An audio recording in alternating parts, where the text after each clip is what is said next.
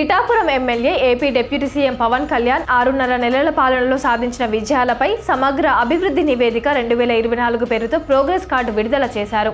నూతన సంవత్సరం సందర్భంగా ప్రజలకు శుభాకాంక్షలు తెలియజేసిన పవన్ కళ్యాణ్ పంచాయతీరాజ్, గ్రామీణాభివృద్ధి, గ్రామీణ నీటి సరఫరా శాఖ, పర్యావరణ, అటవీ, సైన్స్ అండ్ టెక్నాలజీ శాఖ మంత్రిగా చేసిన అభివృద్ధి కార్యక్రమాల వివరాలను సోషల్ మీడియా వేదికగా పంచుకున్నారు.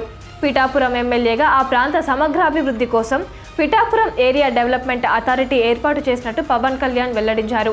నియోజకవర్గ ప్రజల అవసరాన్ని గుర్తించి 30 పడకల ఆసుపత్రిని 100 పడకల ఆసుపత్రిగా అభివృద్ధి చేసేందుకు ప్రభుత్వం చర్యలు చేపట్టిందని, అందుకు అవసరమైన సిబ్బంది, మౌలిక సదుపాయాల కోసం 39,75 లక్షల వ్యయానికి ఆమోదం తెలిపామన్నారు.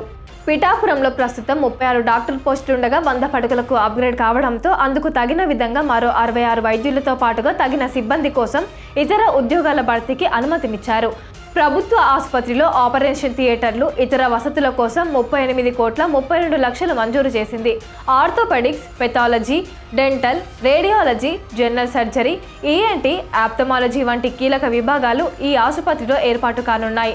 అలాగే పిఠాపురంతో పాటుగా ఆ చుట్టుపక్కల ప్రాంతాల ప్రజలకు మెరుగైన వైద్య సేవలు అందుబాటులోకి వస్తాయని స్థానికులు ఆనందం వ్యక్తం చేస్తున్నారు.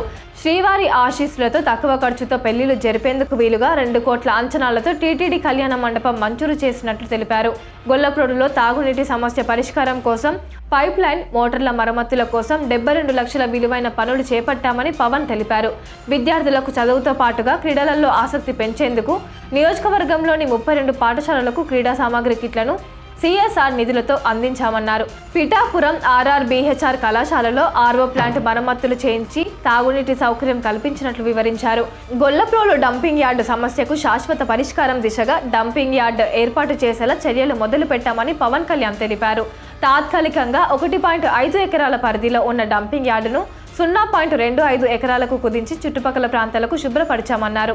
గొల్లప్రోలు ఎంపీపీ పాఠశాలలో 1.75 లక్షల CSR నిధులతో పెండింగ్ పనులు పూర్తి చేశామని, చేబ్రోలు సాంఘిక సంక్షేమ బాలికల వసతి గృహంలో 2 లక్షల CSR నిధులతో RO ప్లాంట్ ఏర్పాటు చేసినట్లు పవన్ కళ్యాణ్ వివరించారు.